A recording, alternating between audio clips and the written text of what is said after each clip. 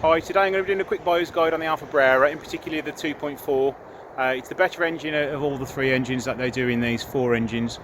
Here we are under the engine bay of the Brera. It is my preferred choice out of all three engines that were, or four engines that were available in the Brera. It just seems to be the stronger, the most powerful and the most economical. A few of the regular problems you have, you can suffer with the power steering pump failing, which is just underneath here. Swirl flaps are down there and they're all tied together on a rod, and then normally the rod wear out and you start to get leaking from the swirl flaps themselves. So you do need to have quite major engine work when you have your next cam belt done to remove the swirl flaps. The problem along with the power steering pump is failure on the power steering lines themselves. The unions on them can sometimes vibrate a lot and start to leak. You can still get the parts new, but they're not cheap.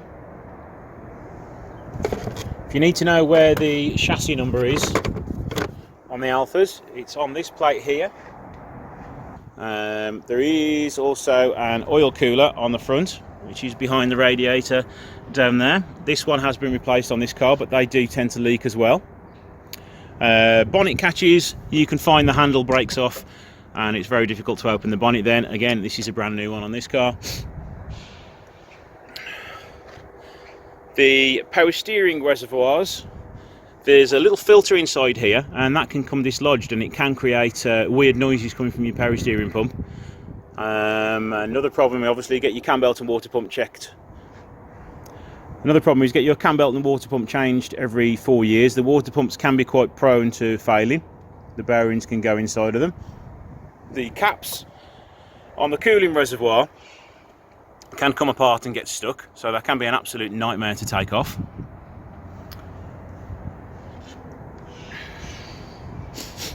Turbos can also be quite susceptible to damage if you don't service the car regularly. As well as the turbo hoses, they can sometimes perish and blow little holes in, but other than that, they are nice little engines to work on. Okay, onto the exterior of the Breras now. They can be quite susceptible to little knocks at the front. These little whiskers can fall off. The headlight clips can break quite easily. What else? Wing mirrors on the Breras, if they are auto folding, just make sure that they do work because they are quite expensive to replace. Also make sure when you lock the car that all the door handles lock, because sometimes you can get faulty locks. In this one's it's all fine. Rear lights can start to mist up if there's a bad seal on them, and when every time you wash the car or it rains they start to mist up.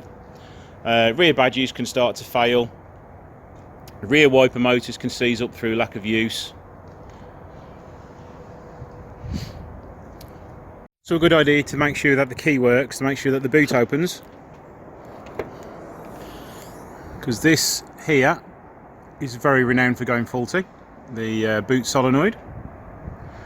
You will also want to check that your wiper linkages are nice and tight, because they are susceptible to snapping behind there. They are about £50–60 to replace for a used one. Okay, we'll start with the faults on the interior that you can get. Window switches can go faulty. Inside the door there is a ECU which controls the window. That can also fail. That'll notice when you shut the door, the window should auto drop. Like on that, when you open the door, they drop. When you close them, it goes back up. So make sure that it does that on both sides before you purchase a car. Also inside these windows, on the 159s and the Breras, the window regulators which make the window go up and down can also fail. You'll hear, when you try and operate the window, you'll hear metal constantly going round and round and round, and that'll mean that your window regulators failed. Also on the seats, make sure that the seats both fold forwards, because the cables within the seats are also renowned for snapping and they are quite a pain to change. You can suffer with stalk failures.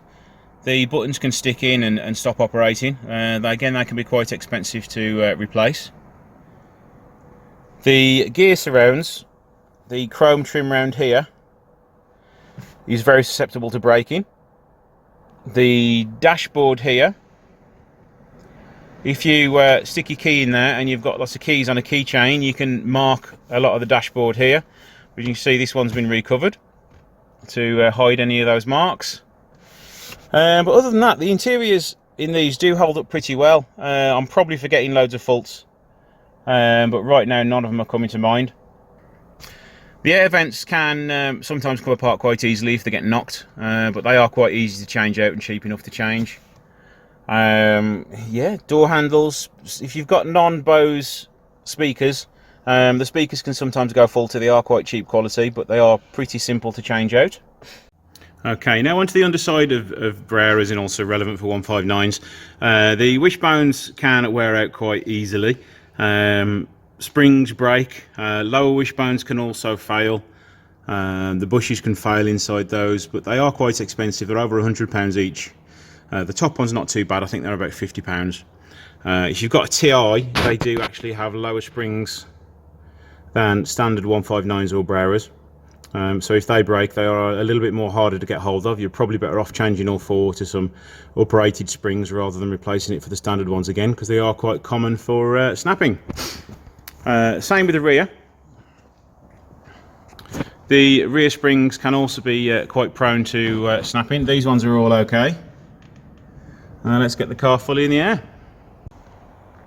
Let's start with the back of the car. The exhaust Y piece can be prone to rusting away. They are available aftermarket. I would probably recommend you buy stainless steel instead. This exhaust heat shield, these clips rust away and the heat shield can fall down and vibrate.